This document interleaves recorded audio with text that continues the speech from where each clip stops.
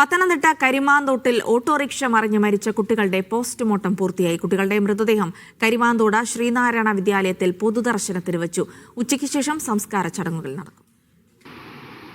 കഴിഞ്ഞ ദിവസം വൈകുന്നേരത്തോടെയാണ് സ്കൂൾ വിദ്യാർത്ഥികളുമായി പോയ ഓട്ടോറിക്ഷ റോഡിൽ പാമ്പിനെ കണ്ടതിനെ തുടർന്ന് നിയന്ത്രണം വിട്ട് താഴ്ചയിലേക്ക് മറിഞ്ഞത്. അപകടത്തിൽ 8 വയസ്സുകാരിയായ ആദിലക്ഷ്മിയും 4 വയസ്സുകാരനായ യദുകൃഷ്ണയും മരിച്ചു.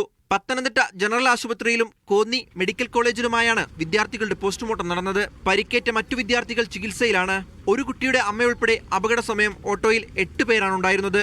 അനുവദനീയമായതിലും അധികം ആളുകളെ കയറ്റി അമിതവേഗത്തിൽ സഞ്ചരിച്ചതാണ് അപകട കാരണമെന്നാണ് പോലീസ് FIR-ൽ പറയുന്നത്.